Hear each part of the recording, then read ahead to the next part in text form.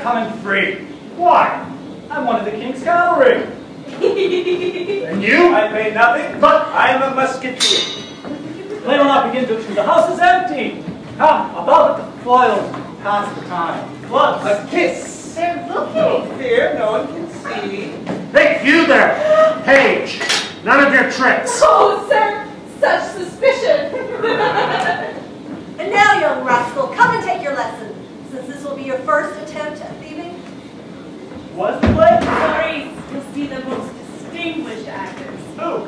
Montfleury. Orange drink, milk, raspberry syrup, lemonade. Ah, Lumiere! Please, I'm drunk. We're here before the candles are lit.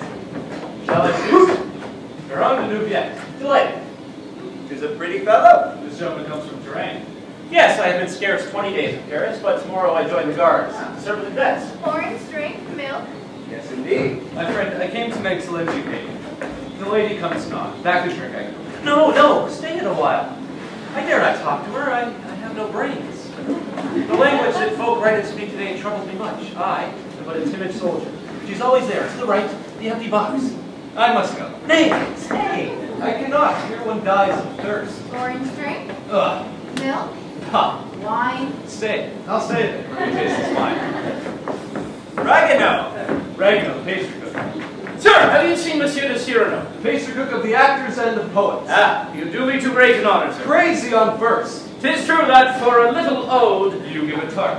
oh, a tartlet. How paid in your tickets, huh? With cakes, your place today among us cost how much? 4 custards and 15 cream puffs. Monsieur de Cyrano has not arrived yet. Why so? Montfleury will play. Tis true, what matter is that Cyrano? Oh, you do not know? He has got a hot hate for Montfleury, and so has forbidden strictly to show his face on the stage for 1 whole month. Well? Montfleury, please! Cannot stop him. Oh, that I've come to see. Who is this Cyrano? Oh, a fellow well skilled in sword play. Ah, Lorraine. Looking for Cyrano. Yes, I'm anxious. Is it not true that he is one of the strangest of fellows? He is the choicest soul of mortal men. A poet, A soldier. a philosopher. Musician. And of what fantastic presence. He will not come. I say he will, and I will wager you a foul a la Ragueneau. Good. Tis she. Aye, tell me quick, I'm afraid. Madeleine Robert. Roxanne, so called. A subtle wit, a précieuse. Ah, alas. Free, an orphan, from business of Cyrano whom we spoke. Who is yonder man? The Count de Guiche. In love with her, but married. He would have Roxanne married to Monsieur de Valbert. Dry and dull, Viscount and obliging, you know the way. She has not consented, but de Guiche has power. He welcomed persecute a simple girl. Besides, I've exposed a single plot in a song. Oh, he should bear me a grudge. The end was biting. Listen. No, good night. You know? The challenge de Valbert. Have a care. It is he who will kill you. Oh, stay where you are. She is looking at you. Oh, 'tis true.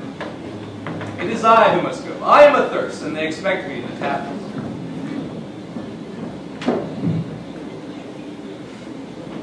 No sign of Cyrano. And yet, I still have hopes he's not seen the playbill. Begin! hey, I was looking for a club. And you found a hand. Let go! I'll tell a secret. What? Guillemard, who just left, Well, his life is in peril. A song written by him has given offense in high places.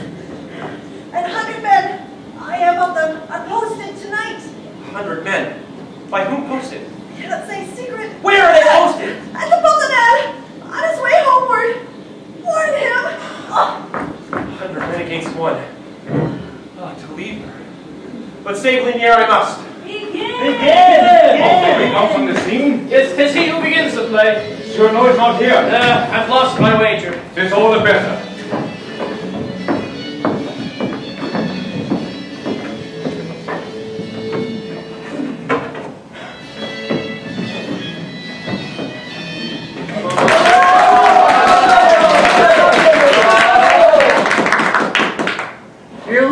Qu'il décor dans un lieu solitaire et l'esprit est soi-même un exil volontaire. C'est et qui, lorsque ce feu a soufflé sur le bois. Did I not forbid you to show your place here for a month. Hey, what? What is it? Is he? Cyrano! King of clouds, leave the stage this instant. Peace! Enough! Lay on, my flurry, fear nothing. Hello, Guillemard. Do you dare defy me? Hello, Guillemard. Off the stage! Peace! Enough! Lay on, my flurry, fear nothing. Hello, Guillemard. Fast wine, take heed, I have an appetite for roast pork. Sir, you outraged Thayer when insulting me. If that muse, to whom you are nothing, had the honor, believe me, to meet you, she'd use her big boots on you with a will when she saw all your fat stupidity. LaForest! LaForest! Silence all! And challenge the whole pit collectively. You, sir. No? You. No. The first duelist shall be dispatched by me with honors due. Let all alone for death. Hold up their hand. Not one hand, not one name. Good, then I proceed. I will clap my hands thrice thus, full moon. At the third clap, eclipse yourself. One. I think two. Sirs, more wise than three.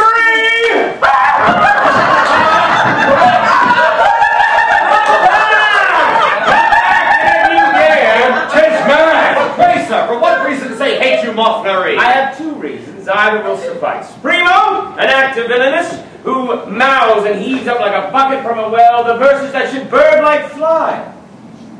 Secundo, that is my secret. my noble lord, you must give back the entrance fees. Then, Rose, you make the first intelligent remark. Would I rend Thespis' sacred mantle? Nay, catch then the purse I throw, and hold your peace. For this price, sir, I give you leave to come to close LaForest every night. Clear the hall! What a scandal! Mofflery, the great Mofflery. Did you know that the Duke of Candel was his patron? Who is yours? No one. No patron? None. What? No great lord to shield you with his name? I have told you twice, must I repeat? But then you must leave the town. Well, that depends. The Duke has a long arm. Show your heels now and tell me why you stare so at my nose. Does it surprise you? Your great How mistakes. now? Is it soft and dangling like a trunk? I never. Or crooked like an owl's beak?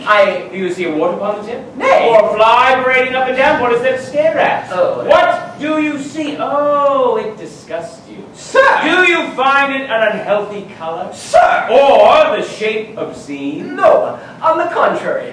Perhaps you think it is a trifle large. No, small, quite small. Minute. Minute? What? Accuse me of a thing ridiculous? Small, my nose? Heaven help me. Tis enormous! Oh, flathead, empty-headed meddler, know that I am proud possessing such appendix. 'Tis well known a big nose is indicative of a soul affable and friendly, courteous, liberal, brave, just like myself, and such a one as you could never dare to dream yourself, rascal contemptible, for that witless face of yours that my hand will soon come to cup is all of witless, of aspiration, of feeling, of poetry, of godlike spark, of all that appertains to my big nose, as what my boot will shortly come to kick. Help! Call the guard!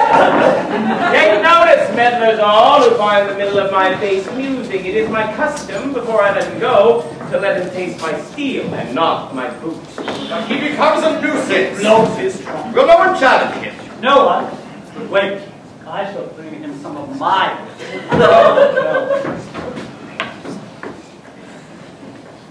You! Your nose is very large. Very. Ha! Is that all? What you mean? Well, that's the best you can do? You might have said 100 things by varying the tone. Like this, suppose. Aggressive, sir. If I had such a nose, I'd amputate it.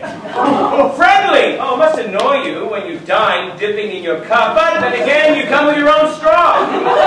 Descriptive! 'Tis a rock, a peak, a cape, Great Scott, 'tis a peninsula! Kindly, do you love the little birds so much that when they come and sing to you, you give them this to perch on?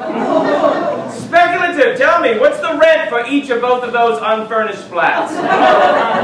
Considerate, take care. It's all fun and games until somebody loses an eye. Respectful, sir. Let me pay my respects. That is what I call possessing a house of your own. Pedantic. Does not Aristophanes mention a mythological monster called Hippocamelelephantolus? Surely we have here the original. Cavalier, when you bathe, huh? A place to hang your towel.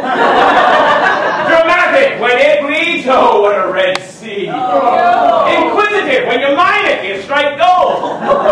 Lyric, is this a dagger which I see before me? Rustic, that thing a nose, Mary, come up to the dwarf pumpkin or a prize turnip. Or, parodying Faustus in the play, was this the nose that launched 1,000 ships and burnt the topless towers of Ilium? Such, my dear sir, is what you might have said. Had you wit or letters, the least jot, but oh, most lamentable man, of wit, you never had an atom. And of letters, you have 3 letters only. They spell A-S-S. And had you had the necessary wit to serve the pleasantries I quote before this noble audience, even so, you would not have been let to utter one, nay, not the half or quarter of such jests. I take them all for myself, all in good part, but not from any other man that breathes. Come away, Viscount. Here is arrogance, a country lout who has no gloves. I wear no gloves. And what of that? I had one once, remnant of an old worn pair, and knowing not what else to do with them, I threw it in the face of some young fool. Base scoundrel, rascally, flat-footed lout. Ah, and I, Cyrano de Bergerac. Buffoon! Ah! What else? My sword blade tingles. Very well.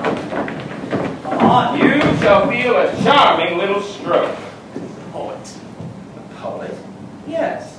And such a one that while I fence with you, I'll improvise a ballad for you. A ballad? Yes, you know what that is?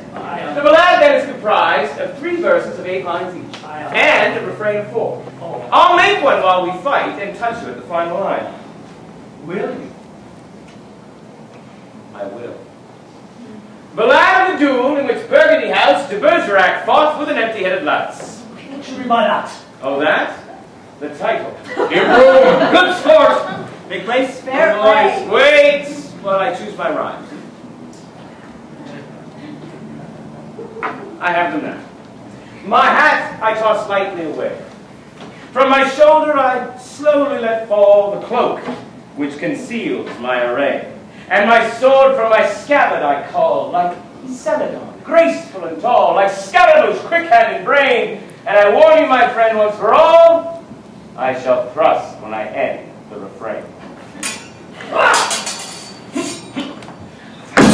You Arash us to join in the fray. Like a fowl, I shall carve you up small. Your ribs, neath your doublet so gay, your breast where your blue ribbons fall. Ding dong! Bring your bright trappings on. My point flits like a fly on the pane as I clearly announce to the whole, I shall thrust when I end the refrain. I need one more rhyme for array. Oh, you give ground, you turn white as the wall, and so lend me the word runaway. There! You have let your push fall as I carry your best lunge of all. I begin a new line, the end's plain. Your skewer hold tight lest it fall. I shall thrust when I end the refrain. Refrain. Prince, on the Lord you must call. I give ground, I advance once again. I feint, I lunge! There. That is all. For I thrust when I end the refrain.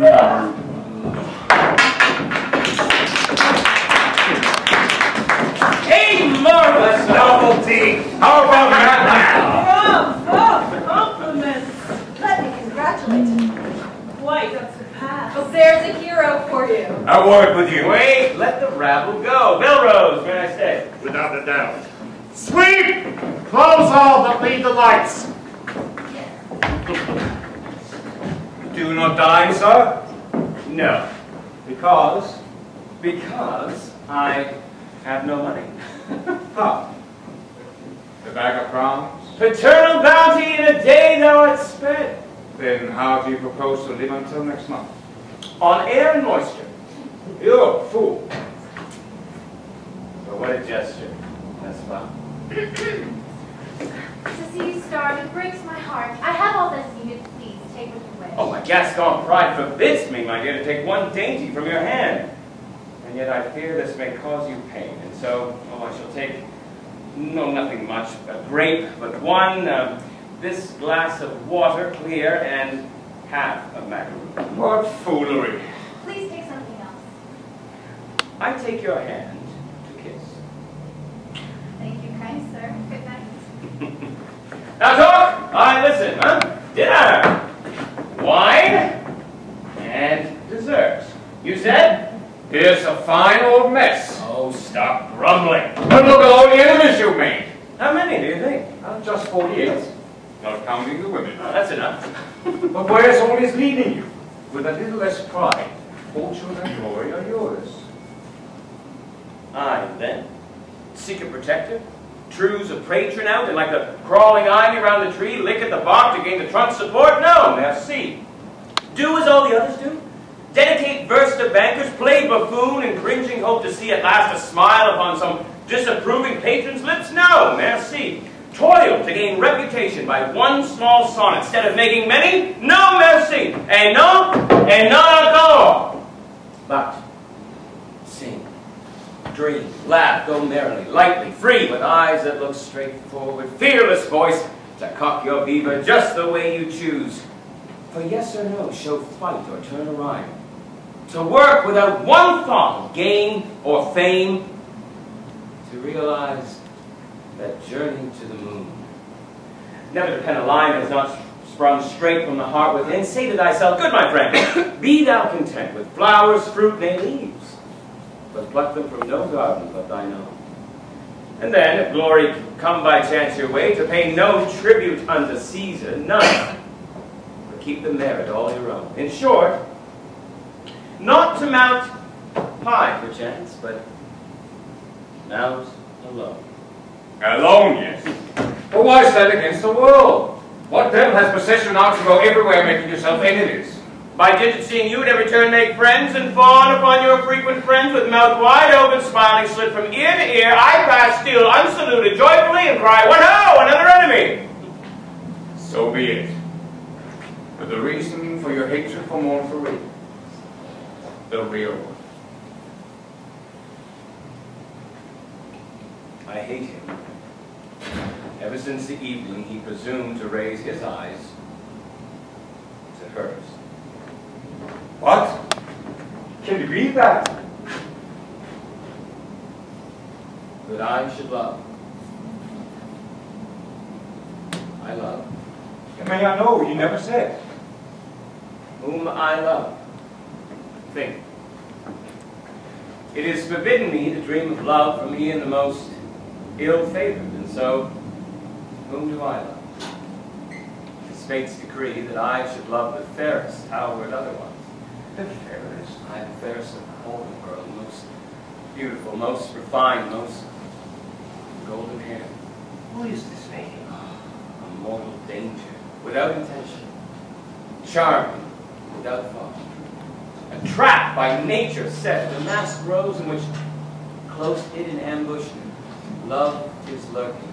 He who has seen her smile has known perfection. Her grace is all unconscious. She sums up the whole of heaven in a single movement. And Venus, thou couldst never mount thy shell, nor thou, Diana, walk the leafy forest. But she mounts in her chair and walks these streets. I understand 'tis clear. It's quite transparent. Your cousin, Madeleine Robin. Roxanne. Well, but so much the better. Tell her so. She saw you triumph here this very night. Look at me, my friend, and tell me what fond hopes this great protuberance could ever leave me. Oh, I have no illusions. I'm the god. Sometimes I soften on an evening clear. I seek some green spot when the hour is sweet. I scent the spring with my poor monstrous nose. Neath the moon's silver beams, my gaze will follow a woman passing on her lover's arm, and I think I too should like to walk with sweetheart in the fair moonlight. My fancy rises. I forget, and then I see my profile's shadow on the wall. My friend, at times 'tis hard, 'tis bitter to feel my loneliness, my own ill favor. We? Never that. Well, that would be too ugly if along this monstrous nose a tear should trickle down. I'll not permit, so long as I am master, that such gross ugliness contaminate the grace divine of tears. For mark you well, there is nothing more sublime on earth than tears. I'll not have one put to ridicule by me, to which my plight should raise a laugh. Be not so mad, for love is naught but luck. Look I, Caesar, to woo clay passion. Your courage and your wit, the little maid who offer you refreshments even now. Earl, I did not afford you. You saw well. True. Well then, Roxanne herself, grew pale watching your jaw. Pale? Her heart, her fancy already caught. Put it to the touch. Oh, she'll laugh in my face! That is the one thing on this earth that I fear. Sir, someone asks for you. Heavens, Sir Dwyer! I was going to ask you where a certain lady could see her valiant cousin, but in secret. See me? See you. Someone has things to tell you. Things? Yes. Heavens! Tomorrow, at early blush of dawn, we go to hear Mass in St. Roch. God! Speak quick! I'm thinking, Where? The pastry house at Raganos. Where? The Rue. God, St. Honoré. She'll go. Be there at 7 o'clock. Without fail. A rendezvous from her. You're sad no more. Oh, let the world go burn. She knows I live. Now you'll be calm, I hope. Calm? Calm? I'll be frantic, frenetic, raving mad over an army to attack her. A hostess. I have 10 hearts in my breast, a score of arms. No dwarves to cleave in twain. No giants now. What? Yeah, you dare not go home. Why not? This letter warns me that 100 men, revenge that threatens me. That song, you know, at the Portinel. To get to my house, I must pass through there. I dare not. Give me leave to sleep beneath your roof. Allow 100 men? You'll sleep in your own bed tonight. But let us start. I promise that I shall make your bed myself tonight. Follow, and let some stay behind as witnesses. 100? Tonight! I want no less. But why should you protect? Oh, the brave scolds. That worthless drunkard! Wherefore? For this cause, this wine barrel, this cask of Burgundy, one day performed a wholly charming deed. For as he left the mass, seeing his sweetheart, after the custom, take the holy water, though he flees water, he hastened to the font, leaned over it, and straightway drank it all. March! And gentlemen, when you see me charge, give me no help, whatever be the danger. Are we ready? 1, 2, 3, bellows, open up the gate! Oh, Paris seems almost dissolved in haze. The moonlight falls on the slanting roofs, a charming frame makes ready for the scene. There, beneath the wreathing mist, the river Seine looks like a mysterious and magic mirror shimmering, and you shall see what you shall see. On to the Portinel!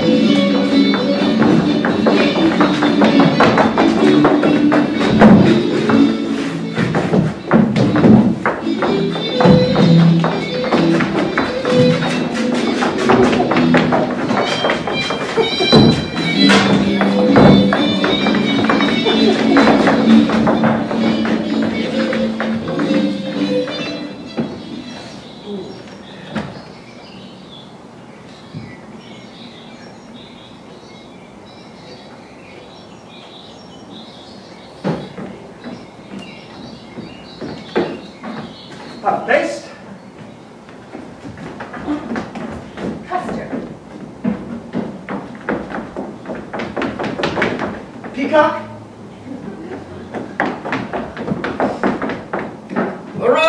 silver rays do we now begin to glint upon the copper pans. And thou, O Ragueneau, must perforce stifle in thy breast the god of song. Anon shall come the hour of the lute. Now is the hour of the oven. Yeah, here. Make this sauce longer, 'tis too short. How much too short? 3 feet. What means he? Spread thy wings, muse, and fly further, that thy lovely eyes may not be reddened by the sordid kitchen fire. Yeah. Oh, this loaf is lopsided. Where you place the mix? And to this palace of paste, you must add the roof. And you, when you place on your lengthy spit the modest fowls and the superb turkeys, you must alternate them, my son, like the old poet loved to alternate his long lines of verse with the short ones. Thus shall your roasts, like strophes, turn before the flame. Master, with one of you I prepared this, which I hope will please. A liar! Rest is of brioche pastry. With candied fruit. The strings, see, are made of sugar. Here. Go drink my health. Oh, shh. Make off. Here's my wife. And hide the money. Is it not beautiful? Absurd. Ah, bags. I thank you. What? Heavens, my cherished lease. The poems of my friends. Torn, dismembered to make bags to hold biscuits and cakes. Oh, 'tis the old tale again. Orpheus and the Maenads. And have I not the right to put to use the only thing they ever leave for payment? The wretched scribblers of uneven lines. And do not insult divine grasshoppers. Oh, my dear, before those folk became your friends, you did not call me Maenad, nor yet Aunt. To do such a thing to poetry. Faith is all it's good for. Oh, what would you have done if it had been prose, huh? What would you, my dear? 3 pies. All right, here we are. Nicely done and hot. Please, sir, will you wrap them up for me? Well, that's one of my bags. What, must I wrap them up? Ulysses, thus upon leaving fair Penelope. Oh, no, not that one. The gold walk Phoebus. You don't ignore that one. Well, what's keeping you? Here. A sonnet to Phyllis. But it's hard to part with. I'm glad he has decided, knucklehead. Here. Render me back the sonnet to Phyllis, and you shall have 6 pies instead of 3.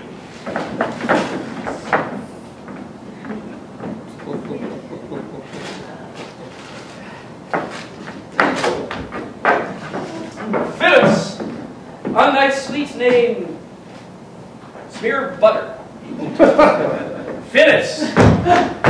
What's o'clock? 6 o'clock. Oh, in 1 hour's time.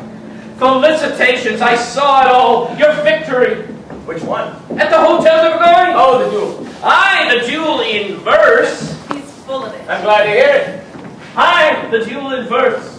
I shall thrust, but I am the refrain. I shall thrust, but I am the refrain. Oh, 'tis fine, 'tis fine. I shall thrust, but I am the refrain. Reckon at what hour now? You'll 5 after 6. I shall thrust. Oh, heritable lad. You've hurt your head. Nothing, a little cut. Oh, were you in some danger? No, none at all. I think you're lying. Did you see my nose quiver when I spoke? Well, hey, there must be a monstrous lie that should move it. I wait for someone here. If not, in vain, you'll leave us alone? But 'tis impossible. My poets are coming. Oh, aye, for the first meal of the day. You'll send them hence when I shall give the signal. What's o'clock? It's 10 after 6. Paper and pen. Here, Swan's quill. Jay, who's that? Oh, he's a good friend of my wife's. Terrible warrior, by what he says. I'll write it, fold it, give it to her and fly. Coward! Oh, strike me dead if I speak even one word. The time? 1/4 of those that I have here. Well, if I write it, well, let us write it. The letter I've thought to myself 100 times, so that now it is ready, and if I put my soul beside the paper, I shall need only to recopy it. Here come your scarecrows. Dear brother. Hi, Sorky, go on, pastry cooks. Mary, what's smells good in your earring. How quick a man feels at ease with them. We were stayed by the mob. They were crowded all round the Papermill. Huh? 8 bleeding brigand carcasses through the pavement there, all slit open with sword gashes. 8? It was 7, I thought. Know you then the hero of this battle? Not And you? Know you? Maybe. I love you. Was one man, said they all. I swear to it. One man who single-handed put the whole band to the rout. 'Twas a strange sight. Pikes and cudgels threw thick upon the ground. Your eyes. To the goldsmith's key, the hats were strewn. He must have been a savage one. Your lips. A giant terrible who wrought these deeds. And yet I think with fear when I perceive thee. What is wrong with thee, Rider? Who loves you? No need I sign it since I give it to myself. I have set a recipe to verse. Oh, go to. Let us hear these verses. A recipe in rhyme. How to make almond cream tarts. Beat some eggs till they be light and frothy quite. Then, when light enough they seem, from a lemon squeeze the juice for your use. Circle with a custard paste the slim waist. Then, mix in sweet almond cream. Next, with puff paste, light as air, line your molds up to the top. With skilled fingers, shape the paste to your taste. Pour the cream in drop by drop. When filled with this frothy mass, let them pass into the oven. Till they seem brown enough, and you will see merrily emerge the tarts of almond cream. Lulled by your voice, did you see how they were stuffing their faces? Oh, I see well enough, but I will never seem to look for fear of distressing. Thus I gain a double pleasure. When I recite to them my poems, I satisfy an amiable weakness of my own, the while I feed those who might hungry go. Friend, I like you right well. Please come here. This musketeer, is he storming your defenses? If any man dare threaten my virtue, I destroy him with a look. The all-conquering eye, according to my book, is the first to surrender. But I like Ragueneau, and that, my Madam Lees, is the reason I won't let him be made a fool of. Ragueneau! It is more private in here. Ragueneau! To read poetry is better in here. What? Leave it, eh? Never! Let's take them with us! I'll give you the letter if I feel to be small. Come in. A word with you. 2. You are fond of sweets? I can make myself sick on them. Good. Here are 2 sonnets, which I fill for you with wine cakes. Oh. You like these cream puffs also? Oh, I dote upon them. 6 of them I will put in the bosom of a poem by Saint Amand. And in these verses of Chapelain, I'll put a piece of sponge cake. You like fresh cakes then? Oh, I love them madly. Good. Be kind enough to eat all of these outside. Right. Now come not back till you have finished them. Now, let this moment be most blessed of all when, ceasing to forget I humbly breathe, you come to say to me, you come to say to me, To thank you first. Because the knavish dolt who you checkmated and brave sword played last night. He is the man whom a great lord desires to sup my favor. Ah, to Guiche. Thinks himself in love with me, would have forced himself upon you. I understand. So much the better then. I fought not for my nose, but for your bright eyes. Meant to tell you. Before I can, are you, I wonder, still that big brother with whom as a child I used to play? In the park? Do you remember? By the lake? I remember. Every summer you came to Bergerac. You used to make swords and bulrushes. While you wove corn silk braids for your doll's hair. Those are the days of games. Very picture. In those days you did everything I desired. And your short skirts, we called you Madeleine. Was I pretty then? Not bad. Sometimes when you had cut your hand in climbing, you ran to me. And then I would play the mother and say in a voice that tried hard to be stern, "What is this scratch again that I see here? Oh, what's this? Here, you've done it again. No. Let me see at your age still. Where did you get this scratch? Oh, playing with the big boys down by the Portinel. You been here? Such a motherly soul. Then tell me while I wipe the blood away how many you played with. Oh, 100 near. Well, tell me. Hey, let me. What does it matter? You tell me what you were going to say, but did not dare. I think I do dare now. Seems like long ago when I could tell you things. Yes, I dare. Listen, I love someone. Oh. Who has not guessed it. Not yet. But who will soon know. Poor youth that loves timidly from afar and dares not speak. Give me back your hand. My ears are hot. But I have seen love trembling on his lips. And oddly enough, isn't it curious though, he's in your regiment, a cadet in your own company. He bears on his forehead the stamp of wit, genius. He is proud, noble, young, brave, handsome. Handsome? Whatever's the matter? Nothing. 'Tis this wound. All is said. I love him. Oh, I should tell you too, I've seen him only at the play. You've never spoken. I speak. Well, how know you never people talk, and I hear things, and I know. He's a cadet. He is in the Guards. His name? Baron Christian yes. He's not of the Guards. Yes, since this morning under Captain Carvon.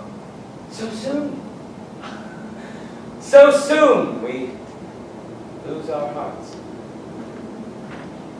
Was it to tell me this that you brought me here? I fail to see what use this serves, madam. See that in your company. It frightens me, you are all Gascon. And we pick a quarrel with any flat-foot who intrudes themselves? Is that what you've heard? Yes! Imagine how anxious I've been. Oh, with good reason. Yesterday, when you appeared to us so mighty and so brave, holding your own against that rabble, punishing that knave, I thought of Eshghpour, whom all men fear. Your Christian shall not be thrown to the lions. And you will protect him well for me? Aye. Then you will be his friend? I swear. And he shall fight no duels, promise. None. You are kind, cousin. Oh, now I must be gone. Bid him to write. Oh, I quite love you. Aye. Oh, you have not told me of your last night's fray. 100 men against you. You'll tell me all one day. Now farewell. Bid him to write. 100 men. How brave.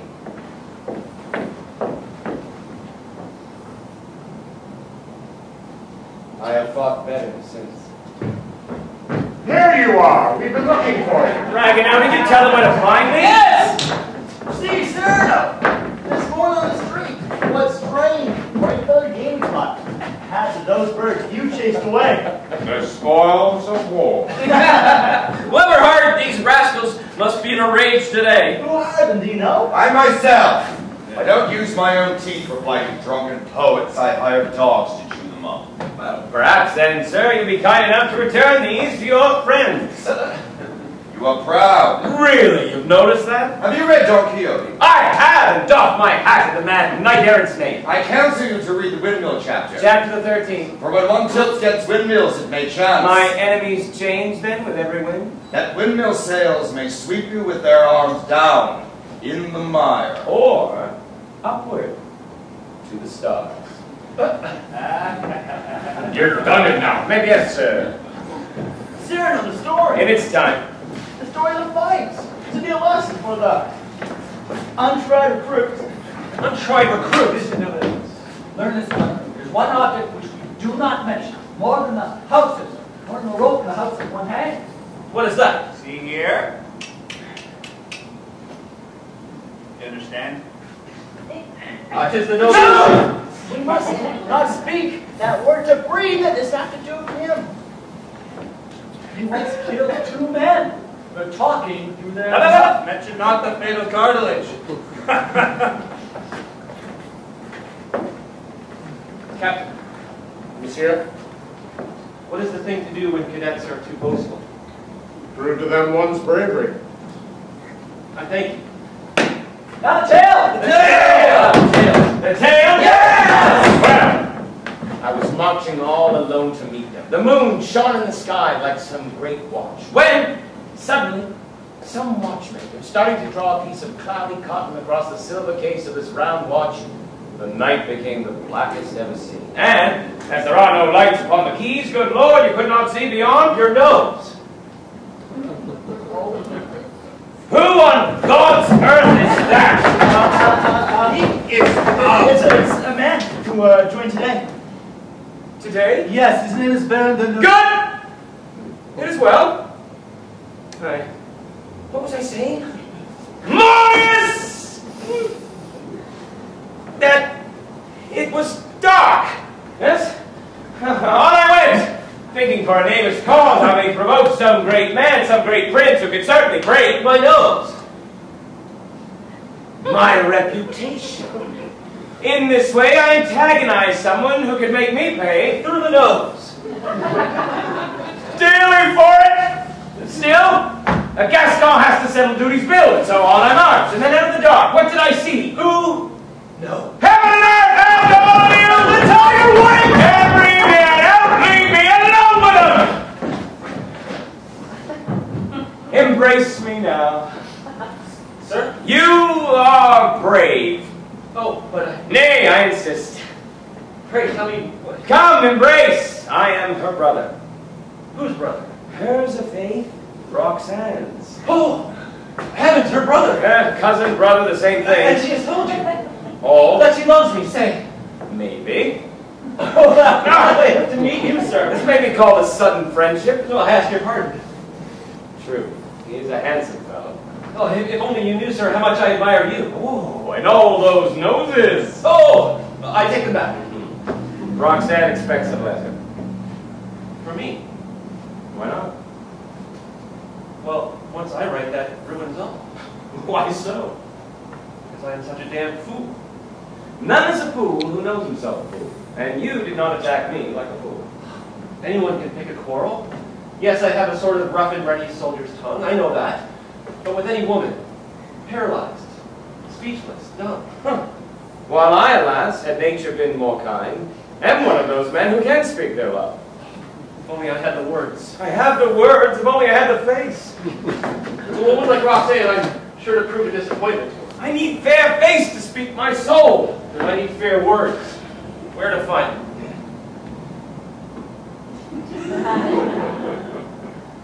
Borrow them then. Your beautiful manhood lend me that.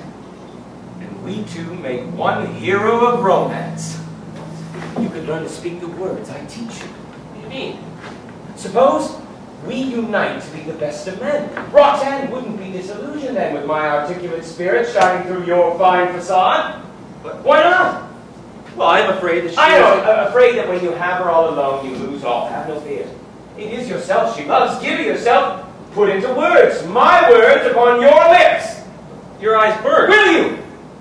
Well, why? Why would you have it so? Why? It would amuse me. Oh, it is an enterprise to tempt a poet. Let me complete you, and you complete me. You march victorious. I go in your shadow. Let me be wit for you. Be you my beauty? But the letter, I can't wait. Here it is! Your letter! Take it, and once put the address. Fear nothing, send it, it will suit. But have you... Oh, we have our pockets full, we poets, of love letters written to Chloe's, Daphne's, creations of our idle minds. Take these fancies and change them into facts. But will not some words need to be changed? Will it fit Roxane? It will fit like a glove. My son, have faith. Faith in the love of women for themselves. Roxanne will know this letter for her own. My friend. Not here. The sounds of the graves. I dare not look.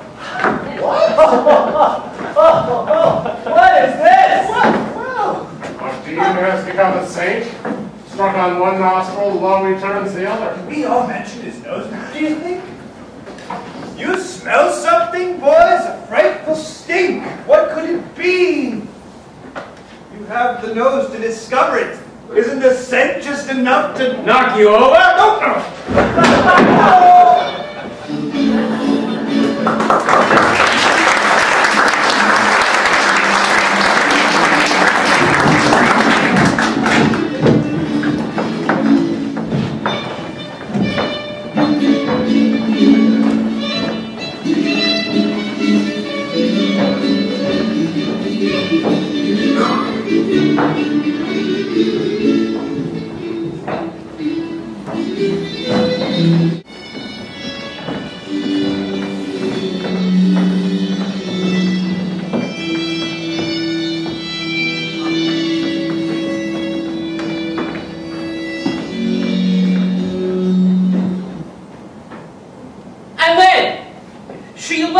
For a musketeer.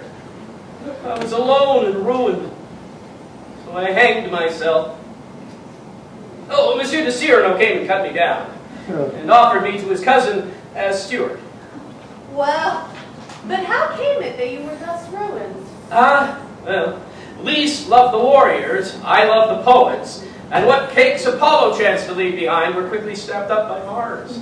And thus, ruin was not long to come. Roxanne, are you ready? They wait for us. I'm putting on my clothes. They wait for us. Opposite at Clemier's. In her retreat, she keeps an exchange for wits. This afternoon, there's to be a discourse on the tender passion. Ooh, the tender passion. Aye, indeed. Roxanne, and you come down more quickly. We shall miss the discourse on the tender passion. I come. Now, what's this? A serenade? What? 'Tis you. 'Tis I who come to serenade your lilies and pay my respect unto your roses. I came here as usual to inquire after our friend with the great soul. He is beautiful and brilliant, and I love him. Christian has so brilliant a wit. Brighter than even your own cousin. That I admit. No man ever so beautifully said those things, those pretty nothings that are everything. Sometimes he falls into a reverie, his inspiration fails. And then all at once he'll say something absolutely... Really? Oh, this is too much. See what men are, because a man has looks, he has no brains. He can speak after the hard and clever fashion. Of more than talks, he teaches. How is he with the pen? Better still. Listen, the more you steal my heart, the more I have. Well, oh, and this. But since I need another to suffer with, if you keep mine yourself, send me your own. Sometimes he has too much, sometimes not enough. What does he want? Oh, you are teasing me. You are jealous. Jealous? A writing you can't compete with. Real tenderness such as this, you seldom meet. All that my heart would say to you is this. My pen brushes the paper like a kiss. Then read this letter, lady, with your lips. Oh, those last lines are... they're pretty weak. Oh, listen to this. Then you have his letters by heart. Every one of them.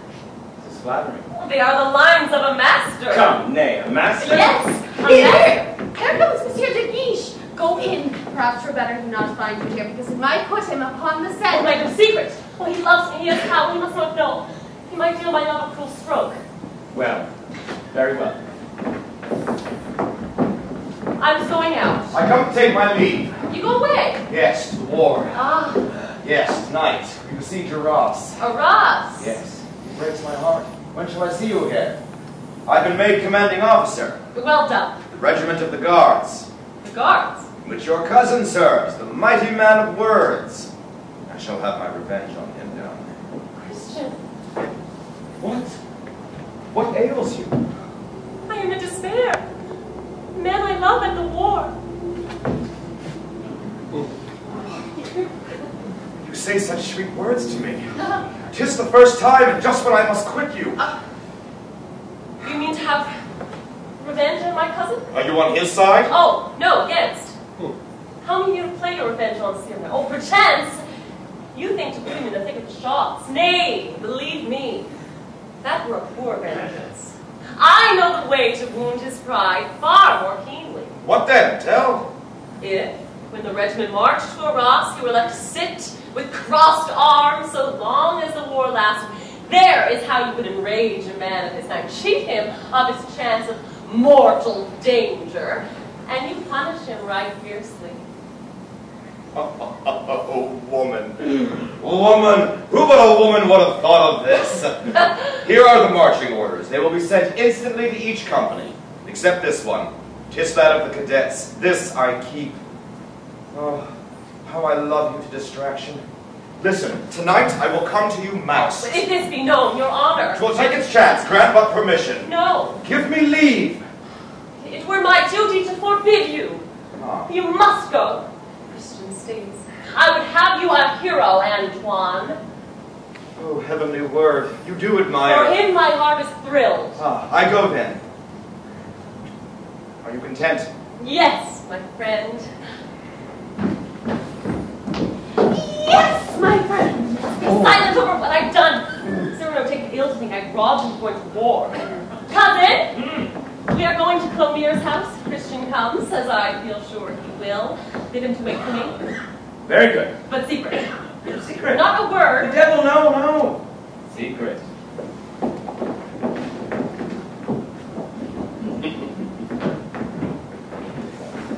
Christian, here's occasion to deck yourself with glory. Come, lose no time. Put away those sulky looks. Come to your house with me, I'll teach you. No. Why? I will wait for Roxanne here. How crazy? Come quick with me and learn. No, I tell you. I'm weary of borrowing my letters and my words, of playing a part and living in constant fear. It was very well at first, but now I feel that she loves me. I thank you heartily, but I'm no longer afraid. I'll speak for myself. Okay? What tells you that I shall not know how? I'm not so stupid after all. You shall see. I've learned from you. A little. I can speak without your help. That failing, by God, I know enough to take her in my arms. Oh, she's coming. Cyrano, do not leave. Well, speak for yourself, my friend, and take your chance. We missed the speech about the tender fashion. It's you?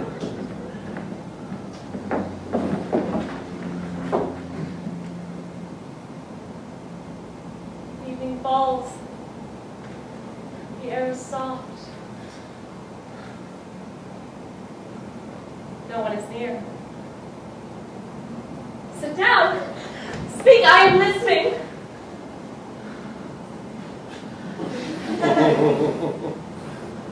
Oh, I love you. Oh, yes, talk about love. I love you. Oh, that's the theme. Now bury it.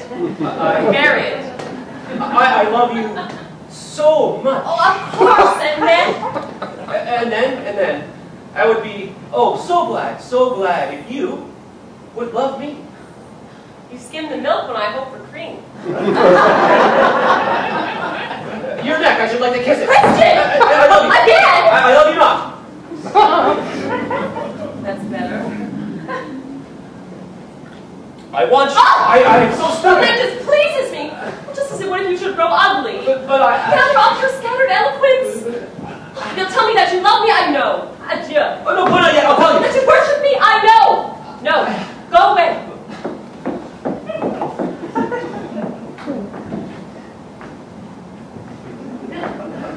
Unmistakably a success. Help me. Not I. But I shall die. And how the devil can I teach you to do it on the spot? Oh, she. The window. Oh, I shall die. Speak lower. I shall die. The night is dark. Well, all can be repaired, although you merit not. Stand there, poor wretch, fronting the balcony. I'll go beneath and prompt your words to you. But call her! Roxanne! Who calls me? Christian! Oh, you. I would speak with you. No, you speak stupidly. Oh, pity me. No, you love me no more. You say I love no more. I love more and more. Little better. Love grows. Curled in my bowl. Cradled in my soul. Cradled in my soul. Cradled in my soul. My troubled soul, the much cruel babe, is taken for his grave. It's better now. But since this love is cruel, you are foolish that in his crib you do not smother him. Oh, madam, I tried, but all in vain. This newborn babe is a young Hercules. Better still. Thus he strangled in my heart the serpent's twain, pride and doubt. It's very good. But why with halting accents do you speak? No, this beat comes too hard. Words tonight hesitate. Why? Night comes. In the dark, they grope their way to find your ear. My words find no such obstacle. They find their way at once. That is not strange. 'Tis in my heart that I receive them. My heart is large, your ear is wondrous small. Besides, your words descend their paces swift, while mine must climb with them a longer task. Yet not so slowly as they did at first. They have learned the way, and you have welcomed them. Truly, 'tis from a height I speak to you. And you would kill me if you would let fall from such a height a hard word on my heart. Oh, I will come down. No! Come nearer. No. Why not? Well, let me enjoy the one moment. My one chance to speak to you unseen. Why unseen? Why, it's sweet. Half hidden, half revealed. You see the dark folds of my shrouding cloak. I, the glimmering whiteness of your dress. I, but a shadow, you a radiance fair. Know you what such a moment holds for me, if ever I were eloquent. Were. Well, you've never heard till now my own heart speaking. Why not? Well, till now I spoke through... Yes. Through that sweet drunkenness you pour into the world out of your eyes. But tonight I indeed speak for the first time. True. Your voice rings with a tone that's new. Yes, a new tone. In the tender, sheltering dusk, I dare to be myself at last. I at last to be sincere and have no fear of moving you to laughter. Laughter? Why? But because... What am I? What is any man that he dare ask for you? Therefore my heart hides behind phrases. There's a modesty in these things too. I come here to pluck down from the sky the evening star, then smile and stoop to gather little flowers. Never have you spoken thus before. All the flirting candles of life are out and we breathe pure air. This is what life's about, not lifting a frail glass to a cautious lip, but slaking our heartfelt thirst by drinking deep. But poetry. If I had used it to arrest you at the first starting, now it would be an outrage, an insult to the perfumed night, to nature, to speak fine words that garnish vain love letters. Look up at her stars. Oh, the quiet heaven will ease our hearts of all things artificial. I fear lest the alchemy we're skilled in, the truth of sentiment dissolve and vanish, the soul exhausted by these empty pastimes, the gain of fine things be the loss of all things. With poetry. Love hates that game of words. Crime defense with life, I tell you. There comes one moment, once.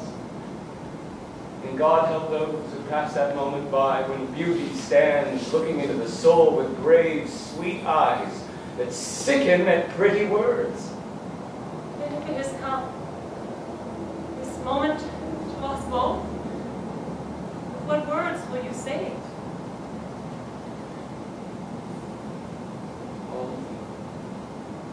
All words. All the words my heart knows, like flowers hurled in wild disorder over a summer world. I love. I'm choked with love. I love, I rave with love, more love than cannot be. It brims and overflows, a cataract of dreams. Your name rings like a sheep bell in my heart. I tremble when it sounds, Roxanne. No part of any days would outlive you in that. I know that on the 10th of May last year, you altered a little the way you wore your hair. To me, your hair is the heart of light, and often as it is when we have looked too long into the sun, everywhere we looked is flecked with red. I turned away from watching you and tread a landscape dancing with your fire. Indeed, this is love. Oh, this is certainly love, this merciless power invading me from above. Certainly love with all its raging sadness. Do you begin to understand a little? Can you feel my soul there in the darkness breathe on you? Oh, but tonight, I dare say these things, I to you, and you hear them? Oh, it's too much in my most sweet, unreasonable dreams. I had not hoped for this. Now let me die. having lived, for it is my voice, mine, my own. It makes you tremble there, in the green room above me, for you do tremble. Yes. I tremble. And I weep. And I love you, and I am yours, and you have made me thus. And let death come. Tis I myself who move thee. One thing, but one I dare to ask. A kiss! What? She is willing, but I'm in the most. Fool, you go too far! You don't insist? I insist, without insisting. You know, I offended your modesty. We'll call the whole matter ended, huh? Right. Shut up, Christian! Let her sing to yourself. To myself, I scold myself, and I say to myself, shh, Christian. Hark, someone is coming. What? Is it a man or a woman? Oh, neither. It is a monk. I'm looking for the house. Is in our way. Of Madame Robin. This way, Father. Keep to the right. Still to the right. Thanks for being my prayer. Then my road down to Lord's feet. Good fortune, Father, and my services to you. Now give me that kiss. No. Sooner or later, 'tis true, 'twill come. I had rather it would Still come. there? We were speaking of...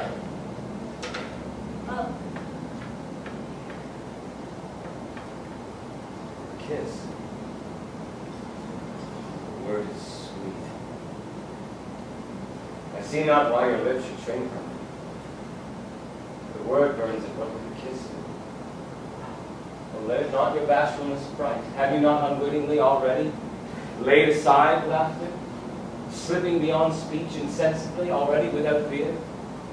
From words to smiles, from smiles to sighing, from sighing even tears. One step more, only one, from a tear to a kiss. One step, one thrill. Be still. Soon, in a moment. How shall we define a kiss? The sacrament of a vow. The lightly stamped seal of a promise. The endorsement of a promissory note on the bank of love, the very O of love in the expected lips. Eternity in the instant the bee sips. The music of the spheres and the bee's wings, a flower-tasting Eucharist, a rose-red ring of one horizon around two souls. Be still. The kiss, madame, is honorable. The Queen of France, to her most favored lord, did grant a kiss. Indeed. Like him, I've suffered silent pangs. Like him, a queen, I worship you, my queen. Like him, I'm faithful and forlorn. Like him, you are beautiful. True, I forgot. Climb then and claim this miracle. Climb. This longing to be home. Climb. Simple witness. Climb. You know, I'm not really sure this is the right time. This unheard secret. Climb, you idiot.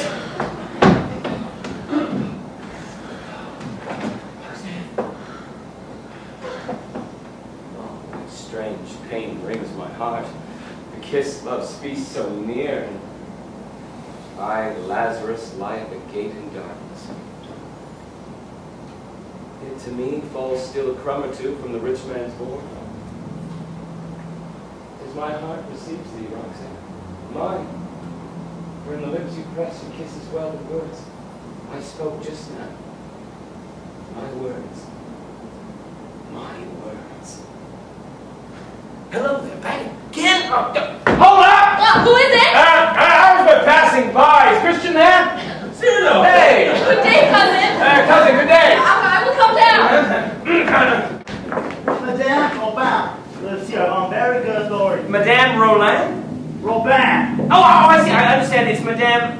I thought you said Madame Roland. No, bad. Robin. I see it's B, not L. You know, one letter can make so much difference. What is it, cousin? Make you hear. A letter. I'm sure it concerns a spiritual matter. Comes from a worthy lord. To Guiche. That is he. Mademoiselle, the drums are beating and the regiment arms for the march. Secretly I remain here in the convent. I have disobeyed. I shall be with you soon. I send this first by a simple monk who knows not what he bears. Your smile is more than I can suffer, and seek no more. Be alone tonight, waiting for the one who dares to hope you will forgive me, he who will ever remain your very devoted. Father, this is what the letter tells me. Listen to it. Mademoiselle, the cardinal's wish is law, albeit to you unwelcome. For this cause, I send these lines by a holy man, discreet, intelligent. It is our will that you receive from him in your house the marriage benediction. This night, Christian becomes your husband. Resign yourself, and this obedience will be by heaven well recompensed. Receive, fair lady, all assurance of respect from him who ever was, and shall remain your humble and obliged servant. Oh, worthy Lord, have no fear, I said so. Come on, down to my holy errand. Do I read letters well? Oh, but this is horrible! But why? Oh, I have overlooked the postscript. See, give 20 francs to the convent. Oh, most worthy Lord. Are you resigned? I am. The Guiche may come. Keep him out here with him. Do not. I understand. Father, how long will you be? A quarter of an hour. Hurry, I'll wait here. Come. How to detain the Guiche for so long?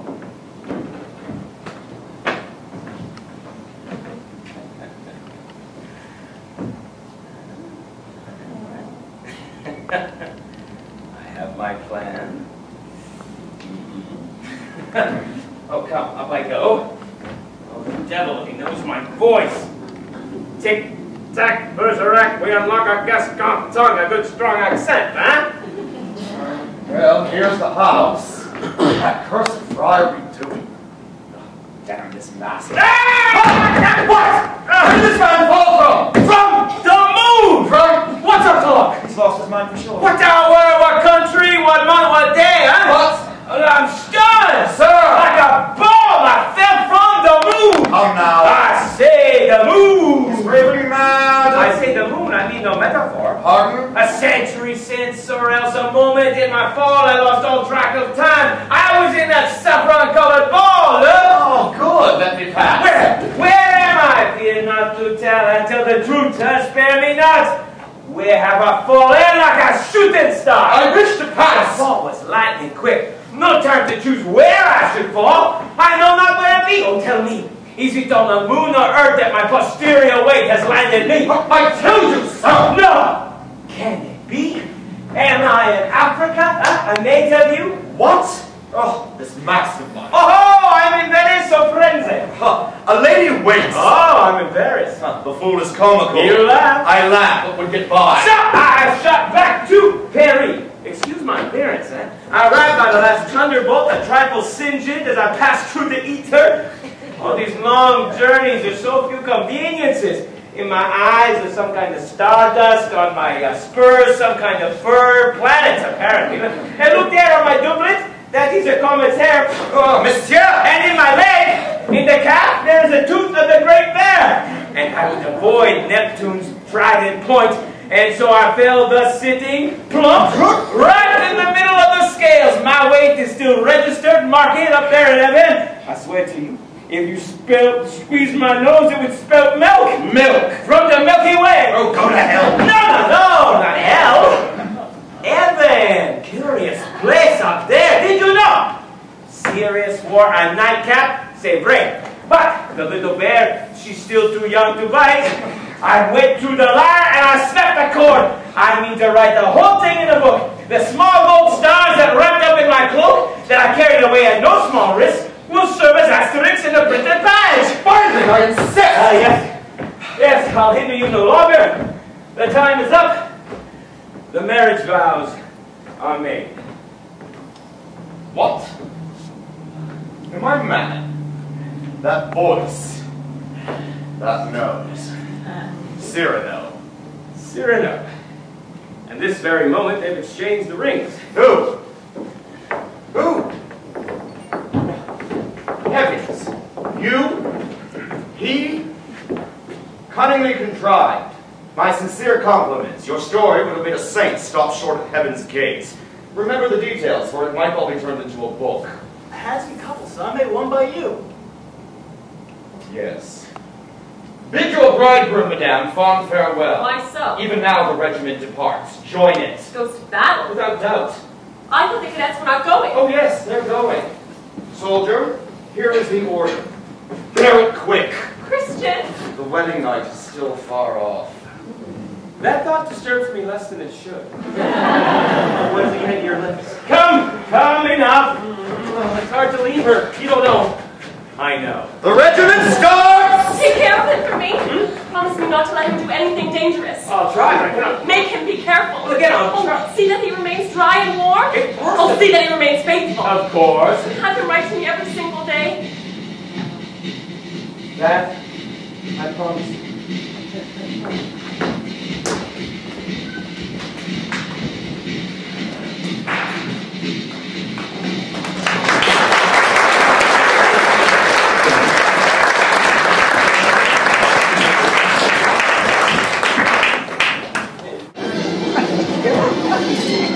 Oh, I'm too off.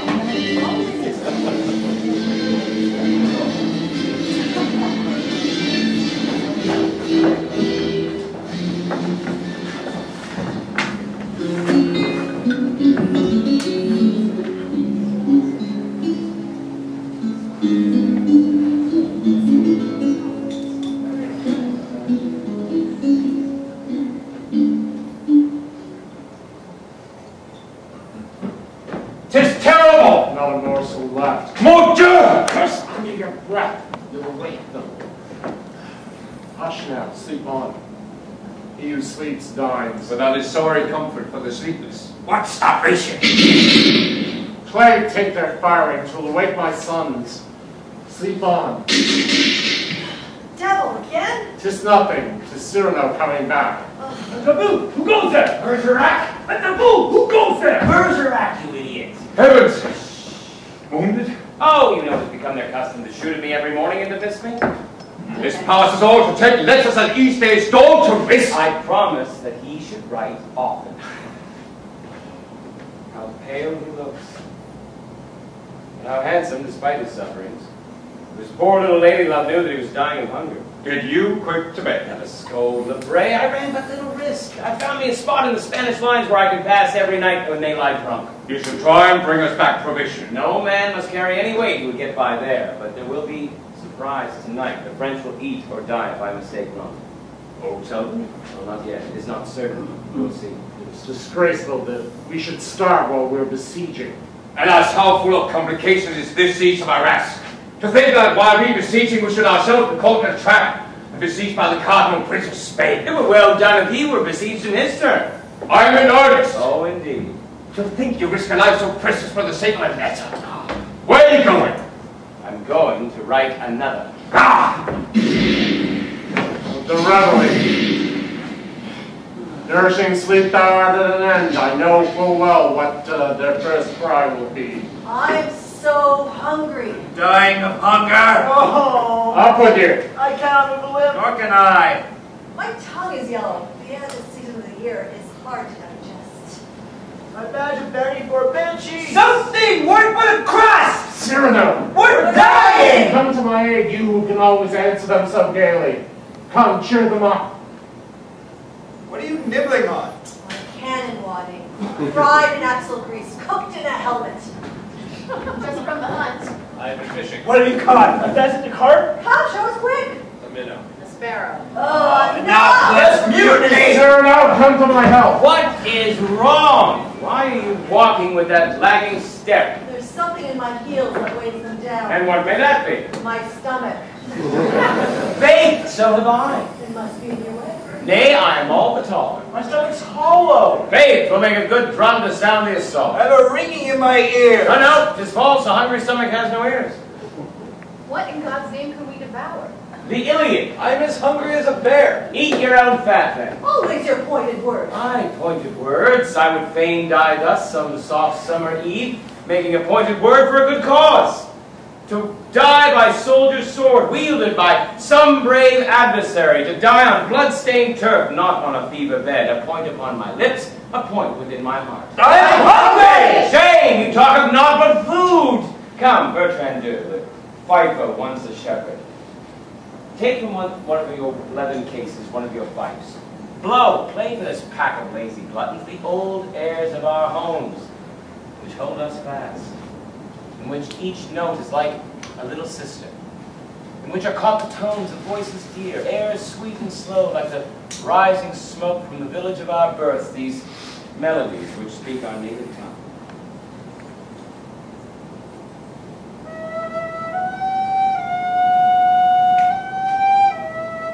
Hark to the music, Gascon. It is no longer the camp shrill fight. It is the forest flute. And from his lips, no battle blast is blown. It is the slow whistle of our humble goatherds. Hark! It is the wetlands, the valley, the forest. The sunburnt shepherd boy with his scarlet beret. The Dordogne with its evening green and sweet. It is Gascony. Hark, Gascon, to the music.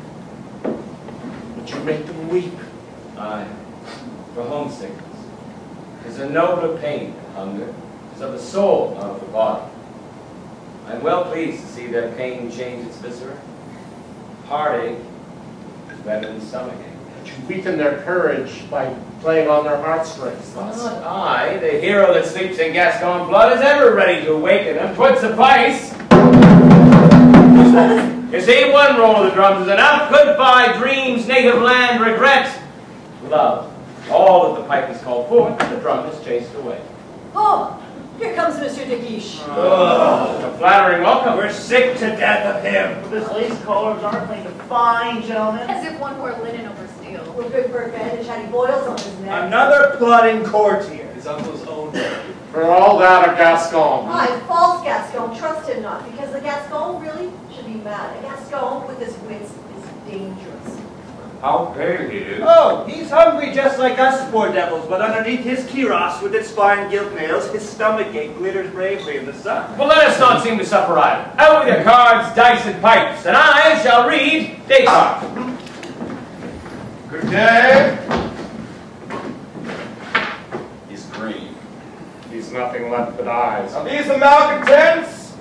Yes, gentlemen, I hear I am lampooned on every side. That I'm unpopular with you country squires of Perigold. You not only show disdain for your colonel, but are calling him a vain, intriguing courtier. And you never cease fuming amongst yourselves that I wear lace above my arm, as though one couldn't show a little Gascon style without looking the scarecrow. Shall I command your captain punish you? No, deciding punishments is my concern. Ah! I bought my company and I'll command it. Indeed, that is enough. I can despise your mockery. You know how I stand fire. Yesterday at Buffham, you saw full well how furiously I put to flight the Count of Buquois. Like an avalanche, I hurled my men at his. Thrice and again I charged. And your white scarf. Ah, you know that detail too. It came about as I wheeled my horse, rallying my soldiers for the final charge. A pack of fugitives dragged me close to the enemy's ranks.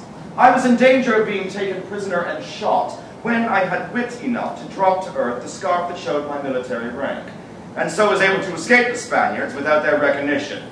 Then return, leading my rallied force and win the fight. What say you of this feat?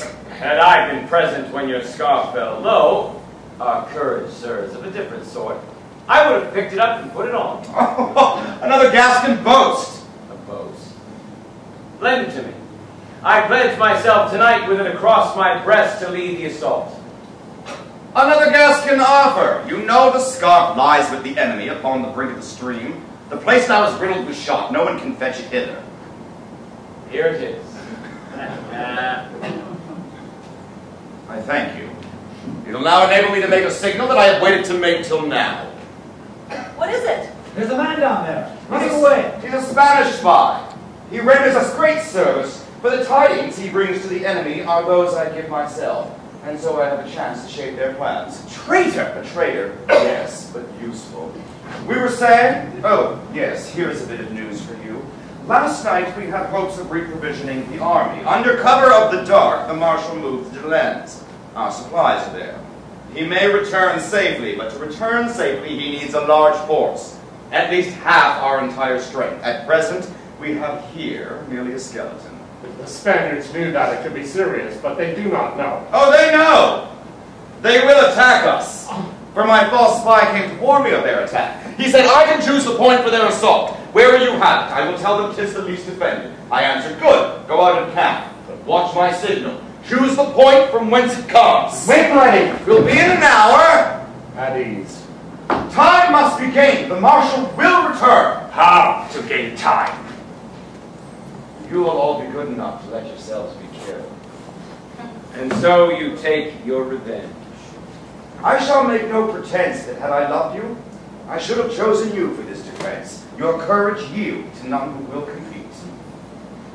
I serve my king. And I serve my grudge as well. Well, that's candid. May we offer our thanks, monsieur. You love to fight 100 against 1. Use your opportunity. 'Tis well. We shall add to the Gascon coat of arms. Captain.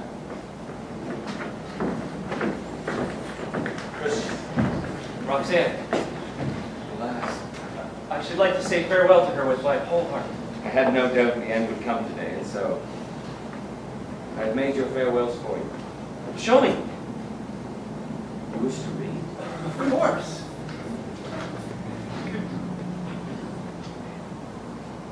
What is this? Fine. This little spot. Spot? A tear. Why, so it is! That is the charm a poet caught at his own game, and you understand, it's very moving, this letter. It made me weep while writing it. Weep? Why? Oh, death itself is hardly terrible, but ne'er to see her more. That is death's sting, or I should. I mean you, give me that letter. Hello! Who goes there? What is it? It's the captain. In the cab? It enters. From the enemy? The coachman calls. What does he say? On the king's service! The king's service. How? Hats off! Take your places, wretched rabble, that ye may enter in a befitting state. See the salute. Lower the carriage steps! Good day! The king's service, you! I, King Loves. What other king? Oh, Jim! Why have you come? Oh, the siege 'tis too long. Why? Well, I will tell you all. God dare I look at her. You cannot remain here! Oh, but I say yes. Who'll push a drum hither for me? So thank you. My carriage was fired at by the patrol. Look, would you not think 'twas made of a pumpkin like Cinderella's chariot out of the tail, no footman out of rats?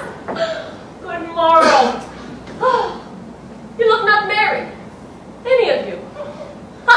No, you 'tis a long road to get to a Ross. Cousin, delighted. How in heaven's name? How found I the way to the army? Well, it was simple enough. For I had to pass on and on. As far as I saw, the country lay waste. What horrors were there had I not seen that never could I have believed. Well, gentlemen, if such be the service to your king, I would fainer serve mine. Sheer madness. Where in the devil's name did you get through? Where? Through the Spanish lines. For some craft, give me a woman. But how did you pass to their lines? Faith, that must have been a hard matter. Oh, why, yes. Well, I simply sent my carriage at full speed. If Hidalgo showed his lofty air, I merely beamed on him my sweetest smile. And the Spaniards are the most gallant folks in the world. No offense to the French. I passed. True. That smile is a passport, but you must have been asked frequently to give an account of where you were going, madame. Yes, frequently. Well, then I would answer, I go to see my lover. At that word, the very fiercest Spaniard of them all who greatly shut the carriage door, and with gesture that a king might envy, make signal to his men to lower the muskets leveled at me. And then, with melancholy, but with all graceful dignity, his beaver held to the wind that the plumes might flutter bravely, he would bow low, saying to me, "Passons, senor." Forgive me that I said my lover, but bethink you had I said my husband, not one had let me pass. What ails you? You must leave this place. I? And that instantly. No time to lose. Indeed you must. So wherefore must I? 'Tis that in 3/4 of an hour. Oh, what's that? You might. You're going to fight. I stay here. No! It's my husband. Oh, they shall kill us both together. Why do you look at me thus? I will tell you why. 'Tis a post of mortal danger. mortal danger. Proof enough that he has put us here. Ah, then you wish to have me widowed. Nay, on my oath. I will not go. I am reckless now, and I will not stir from here. Besides, 'tis amusing. So our Precieuse is a heroine. Oh, Monsieur de Bergerac, I am your cousin. We will defend you well. Oh, friends, that I believe. Oh, the campus viruses. And by good luck, I have chosen a cloak that will suit well the battlefield. But were it not wisest that the Count should retire, they may begin the attack. That is not to be brooked. I go to inspect the cannon and shall return. You still have time. Think better of it. Never. Roxanne. No! She stays! A comb, silk! Beautiful sword, a needle, a ribbon, come here, mirror. A curling iron. A razor. No! Naught shall make me stir from this spot. Open the hand that holds your kerchief. Why? My company had no flag, but now, by my faith, they have the fairest in all the camp. Somewhat small. But it's lace. I'd die happy having seen so sweet a face if I only had one small bite to eat. Shame on you! What, talk of eating when a lady fair is in the... Cat's air sharp! I am hungry too. Pasties, game, and wines, that is my choice. But who will be kind enough to bring them? All that? But where am I from? In my carriage. How? Now serve up! Car! Look a little closer at my coachman, gentlemen, and you will recognize a very genius. Each sauce will be served hot, if you prefer. Tis ready! The Spaniards, gazing upon a lady so dainty fair, overlook the fair so dainty. And, occupied with gallantry, perceive not gallantry. And Venus so attracted their eyes that Diana could secretly pass by with the trophies of her hunt. We put it all on the ground. Come make yourself of use. Truffle peacock. Thunder, we shall have one royal gorge at least before we die. Pardon for royal peace, I mean. Here, unfold this cloth and look alive. I must speak with you ere you speak to her.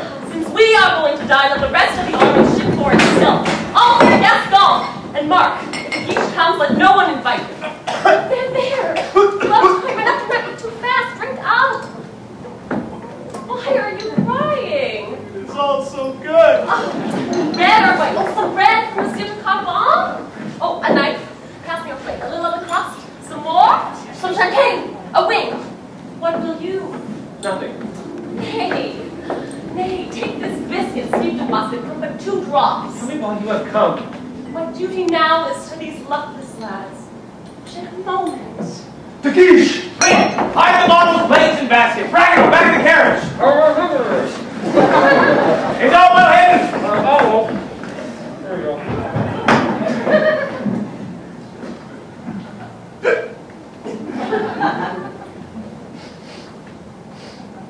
It smells good here. What is the matter? You are very red. The matter? Nothing. 'Tis my blood boiling in the thought of the coming battle. What's that? Nothing. 'Tis a song, little... You are married, my friend. No, the sense of approaching danger is intoxicating. Captain, Oh, plague take me, but you look bravely too. I have 1 cannon left and have had it carried there, in that corner. Your men can use it in case of need. Charming attention. What thoughtfulness. How? They are all gone crazy!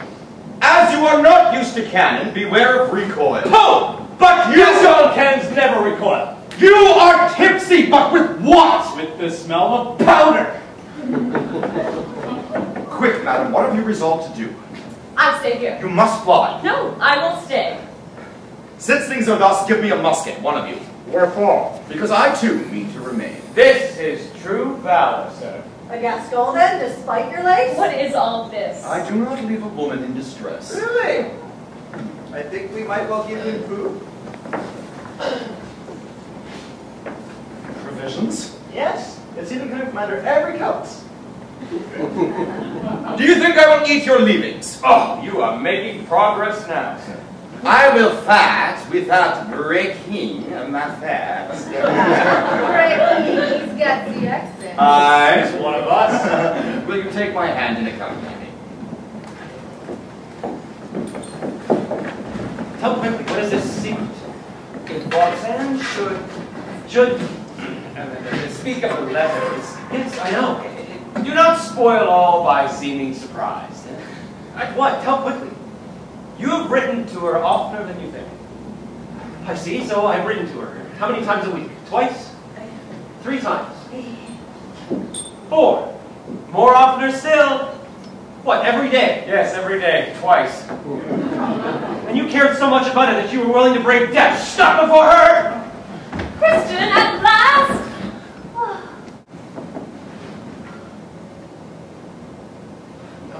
Tell me, why have you come? Love, your letters brought me here.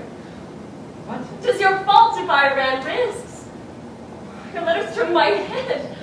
Well, this month, how many in the last were ever better than the one that went before? What, for a few little love letters? For peace. I cannot conceive it. Ever since that night, when in a voice all new to me under my window you revealed your soul, ever since I have adored you, and now your letters all this month. It seems as if I heard that voice so tender, true, sheltering, and close. Thy fault, I say, it drew me the voice of the night. Oh, wise Penelope would never have stayed to broider on her hearthstone if Ulysses could have writ such letter. But she would have cast away her silken bobbins and fled to join him mad for love as Helen. Oh, I read again. I was your own. I felt in every page. It was like a petal flying from your soul. I felt in each word of your burning letters your love strong and sincere. Strong and sincere. You seem like that, Roxane? Oh, I did. So you came. Well, I have come to ask forgiveness. And what better hour to ask forgiveness than when death is near? For all the shallowness I have shown you by loving your beauty and that alone. Roxane? May your love less frivolous, like a bird spreads its wings but cannot fly, arrested by your beauty, by your soul. Drawn close, I love for both at once. And now? Now 'tis yourself that does outshine yourself. For your soul alone, I love you now. Be happy. To be loved for beauty. Poor disguise, the time so soon wears threadbare must be to noble souls a torture. And the beauty which at first meant most to me, I do not see it now, my eyes are open. Oh. You are doubtful of such victory. I see you cannot yet believe. This love of mine is... I do not wish to be loved like that. I simply wish to be loved for... Only what every woman sees in you, I can do better than that. No, it was best before. You do not understand. It is now that I love you most, that I truly love you. Your beauty is a barrier. Please say not so. Aye, if your beauty should today depart. Say no more. Aye, I see it. Ugly. How? Ugly, I swear I'd love you still. Are you content at last? What's the matter? Nothing. A moment.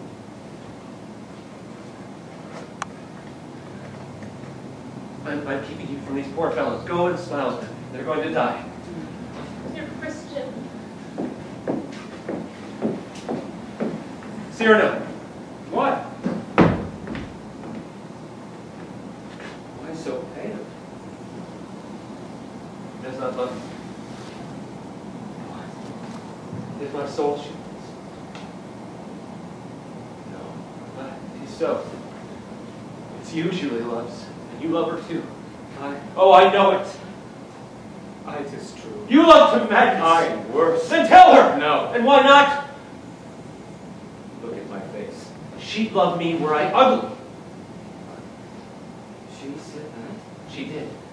And now she shall choose between us. Tell her. No, not this torture. Because my face is happily fair, shall I destroy your happiness? And shall I bury yours, because thanks to the hazard of my birth, I have the gift of putting into words that which perchance you feel? Yes, tell her! It is ill done to tempt me thus! I am weary of this rival in myself. Christian! Our union, without witness, secret, clandestine, can easily be dissolved if we're survived. God, he still persists. I will be loved for myself or not at all. Roxane, no! What is it? Cyrano has important news to tell you. Something important. He makes much of little. You should know him better by this time. You do not believe what I just said. Let's saw he had his doubts. Was it true? What you told him just now? Yes, I would love him when he... Does that word embarrass you before my face, Roxanne? It will not hurt me. Say it. If you were ugly? Yes. Ugly. Hard! I hear a shot! Disfigured? Disfigured. Hideous? Hideous, yes. Grotesque? He could not be grotesque to me. You love the same. The same, nay, even more. My God, can I be happy if they be true? Soldados, avancemos. Vayamos al ataque. Ataque. Roxanne, listen. No! What? Hush! God. What is it? All is over now. What's the matter? Hard! Another shot! It's too late. I can never tell you now. What is chance? Nothing. What were you just about to say before? Nothing. I swear to you. I swear to you that Christian soul, his nature, were, nay, that they are the noblest, the greatest. Were? God, all is over now. Fought by the first shot of the enemy. Oh, come here, Roxanne. Make haste. Form line.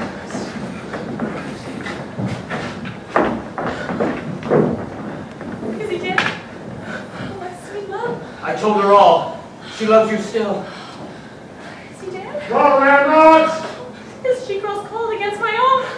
I'll be in charge with your teeth. A letter. My letter. It was from Thayer! Roxanne! They fight! Stay there a while. You were the only one who knew him. He is dead. Was he not wonderful? Yes, Roxanne. And a poet to adore. Yes, Roxanne. A lofty spirit. Yes. A mighty heart, noticed by the crowd. A glorious soul. Yes, Roxanne. He is dead. And only death is left for me since she mourns me and him and knows it not. It is the signal! Trumpet flourishes! The French bring the provisions into camp. Hold but the place a while. On his letter are blood and tears. Surrender! No! The danger grows greater. Take our heads, all join the charge. His blood! His tears! She's fainted. Hold your ground! No! You have proved your vows, sir. Now take her and fly! So be it. Gain but time. The victory is ours. Come on. 'Tis well. Farewell, Roxanne. Our man is broken. I'm wounded. Hold on, my lads! Be not afraid! Yes, I must avenge my friend, my joy. Fly there, little flag of lace that bears her name. Fall them! Crush them down! They scale the rampart! Give them a salute! Fire! Fire!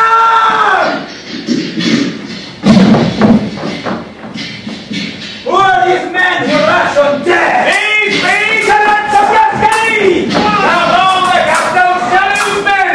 They fight a life shamelessly! These be cadets of Tuscany! Look!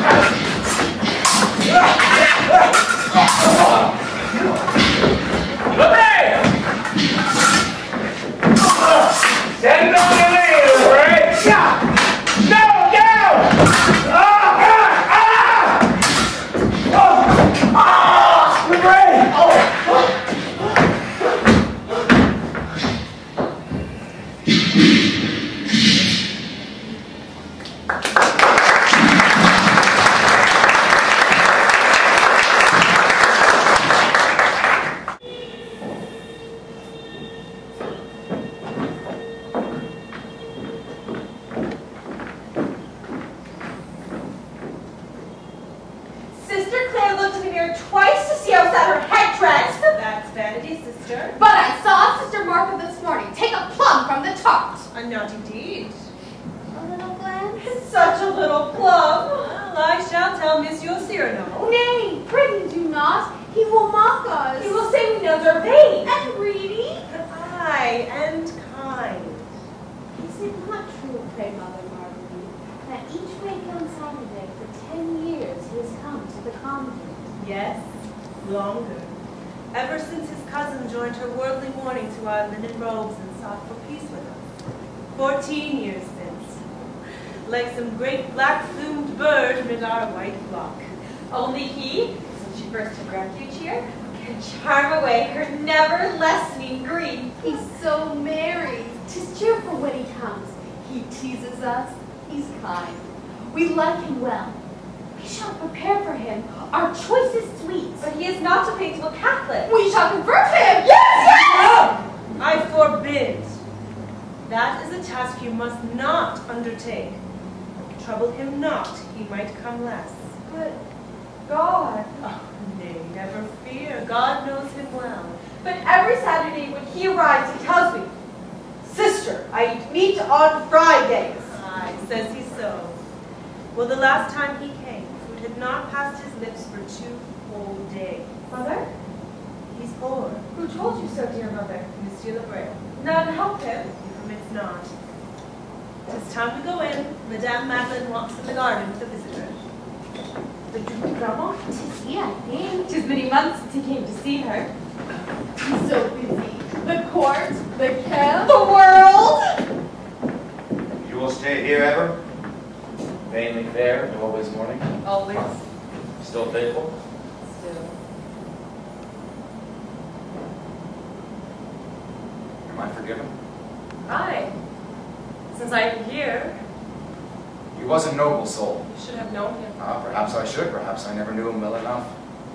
Do you still wear his letter next to your heart? Like some dear relic. His velvet band. You love him, even in death. Sometimes it seems he is not fully dead. Our hearts still meet. His living love hovers about me still. Cyrano comes to see you? Often we call him my Gazette. He never fails to come.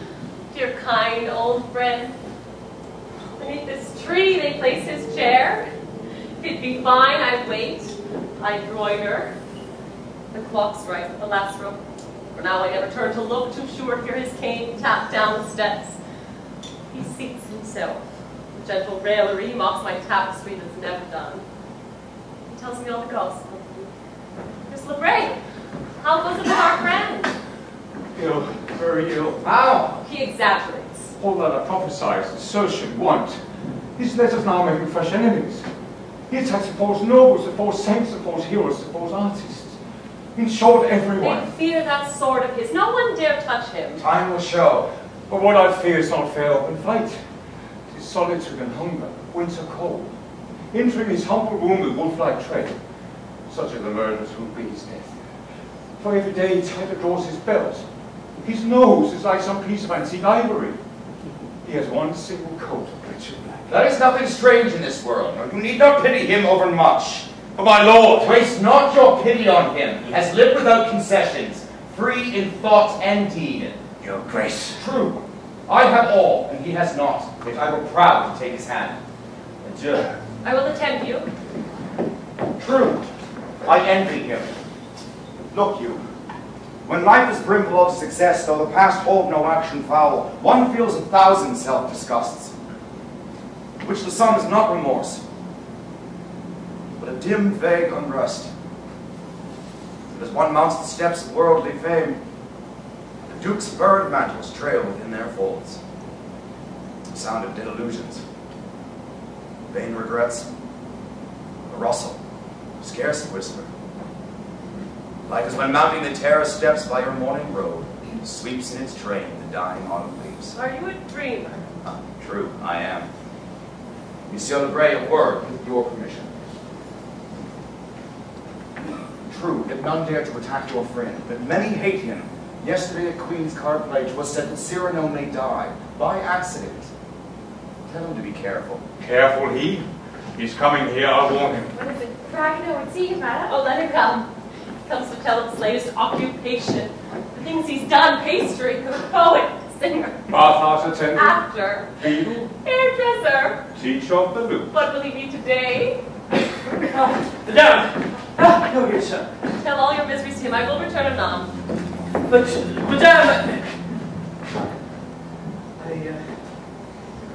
I went to see him just now, sir, my friend. As I approached his door, I saw him coming out. I hurried to join him at the corner of the street. As he passed, Could it have been an accident? I wonder. In the window overhead, a servant with a heavy log of wood let it fall. Cowards! Oh, monsieur. I ran, I saw. 'Tis hideous! Saw our friend, sir, our poet, struck to the ground, a large wound in his head. He's dead? No, sir, he's unconscious. He suffers? No, sir, he's unconscious. So you're a doctor? One came out of charity. My poor sir, no. We must not tell this to Roxanne suddenly. What did the doctor say? I don't know. He talked of fever. He spoke of the brain. Oh, God, see him, sir. His poor bandaged head. Quickly, sir. There is no one with him. If he should rise, he's like to die. Come, through the chapel. It's the quickest way. Monsieur the Grey, running away when I called to him. Now what tale of woe has Ragged told me? What a day. Something in these bright autumn afternoons. Happy, and yet regret. An old sorrow's life. As the poor little April dried her tears long ago. There comes the famous armchair where he sits. Dear faithful friend. 'Tis the parlor's best. Thanks, sister. He'll be here now. The hour strikes. Red.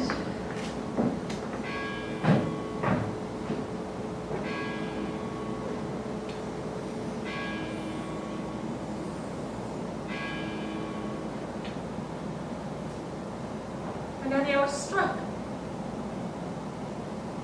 I'm amazed. You for once be late? Sister of the gate. Where's my thimbles preaching to Nish? She was preaching. Surely you must come soon. A dead leaf. So my sisters. Nothing besides could hinder him. Monsieur de Bergerac? What was I saying? Hard sometimes to match these faded colors. Late. For the first time all these 14 years. Yes, it is maddening. I was detained by a bold, unwelcome visitor. Some creditor. Aye, cousin. The last creditor who has a debt to claim from me. And you paid it. No, not yet. Put it off. Said, cry mercy, today is Saturday. I must betake me to a certain house and pay a visit there, so come again within an hour. Oh, well, a creditor can always wait. I shall not let you go ere twilight falls. Perhaps I shall have to go a little sooner. Oh, look, someone waiting to be teased. True. Sister, come here. Yesterday I ate meat. I know. I know. Come to the dining hall and take yourself a great time for the room. You will come now? Yes, of course. Then, see, you are more reasonable today. Has she converted you? Nay, not I. Sister, stay. I'm going to surprise you. I'm going to let you pray for me. Oh, look at her. Tonight at Vespers. Struck absolutely dumb. I didn't wait for your permission.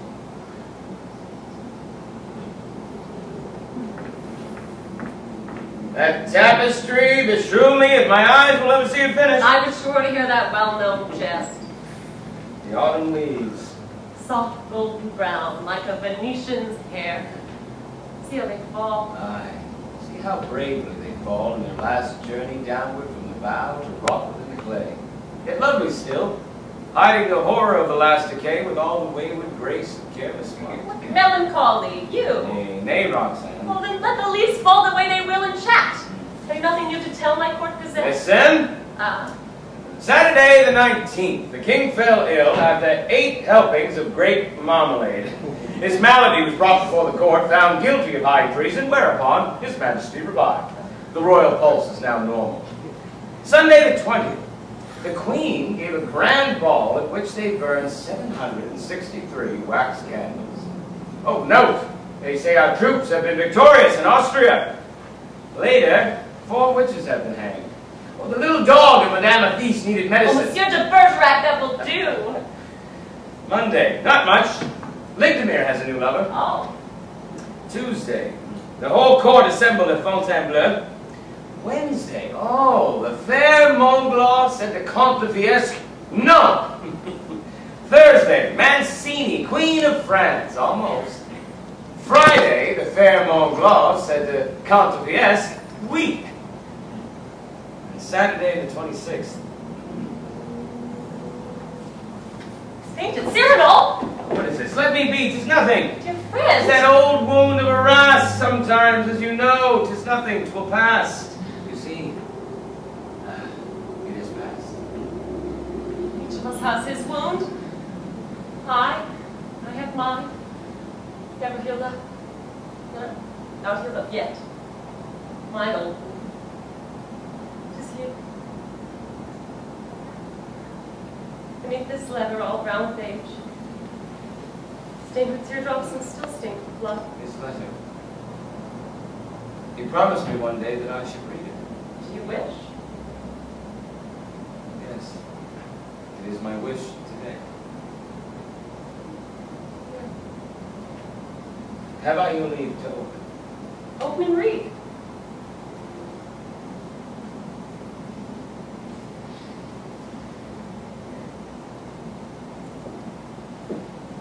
Bye, Roxanne, I'm going to die. You're reading it aloud. It's fated to come this evening, beloved, I believe. My soul is heavy, oppressed with love that had not time to utter, and now time is at end. Never again shall my worshiping eyes. Strangely, you read this letter. Whose passionate revel it was, kissing its fleeting grace, your every gesture. One, usual to you, tucking back a little curl comes to mind, and I cannot refrain from crying out. And I cry out, goodbye, my dearest, my darling, my treasure, my love. My heart never desisted for a second from your side, and I am and shall be in the world that has no end, the one who loved you without measure, the one. How can you read? It's too dark to see. It was you! No, never, Roxanne. Oh, I should have guessed it! Each time he said my name. Was not I? It was you! I swear! I see through all the generous counterfeit, the letters. No. You. No. The sweet mad love words, you. No! The voice that thrilled the night, you. I swear you were! It was your soul. I loved you not. You love me not? 'Twas he. You love me! No! See how you falter now. My sweet love, I never loved you. Oh, things dead. Long dead, see how they rise again. Why? Why keep silence all these 14 years? Which on this letter that he never wrote, the tears were your tears. The blood stains were his. Why then that noble silence? Kept so long, broken today for the first time. Why? Why? What madness here! I knew it well. Now! He's brought his death by coming, madame. Oh God! That we No, nothing! I did not finish my gazette. Saturday the 26th. An hour or so before dinner, Monsieur de Bergerac died foully murdered. Cyrano, what have they done to you? Mockery of fate, behold me ambushed, taken in the rear, my battlefield a gutter, my noble foe a servant with a log of wood. It seems too logical, I've missed everything, even my own death. Ah, monsieur! Oregano, weep not so bitterly. That night, beneath your window, when Christian spoke under your balcony, you remember. Well, there was the allegory of my whole life. I am the shadow, the ladder's foot, while others lightly mount to love and fame. Let them go pray. Go pray when the bell rings! Sister! Sister! No, go for no one. When you come back, I shall have gone away. Please live. I love you. It's plainly written in the fairy tale that when the humble prince had heard the words, I love you, his horror of disguise fled like snow before the sun. But you will see that I remain the same. I have done this to you. No, not you. It's quite the opposite. I never knew woman's kindness. Even my own mother thought me not fair. I never had a sister. And then I feared sweethearts with their mocking eyes. Thanks to you, I've had at least a friend. There comes your other friend to see you. I see.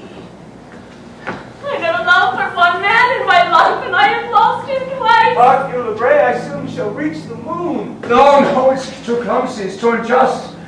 So great a heart, so great a poet. Die like this? What, to die? You're grumbling again.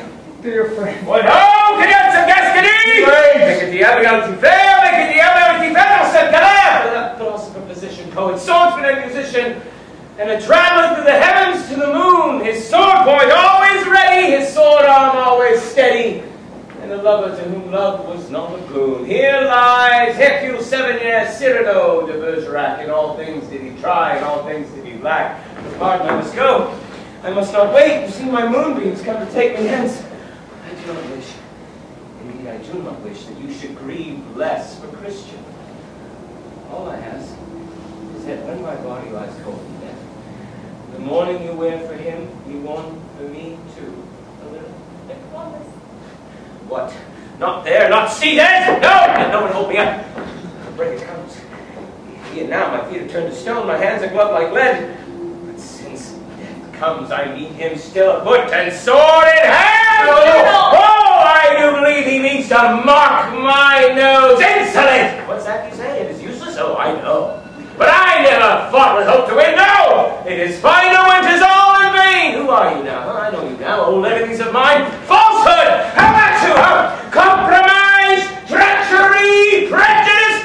Surrender? Parley? No! Never! Oh, you too, folly. I knew that in the end you'd lay me low, but no matter, let me fight! And fight! And fight! Yes. All my laurels you have riven away, and all my roses, yet in spite of you there is one crown I bear away with me, and tonight when I enter before God, my salute shall sweep all the stars away. One thing is left like a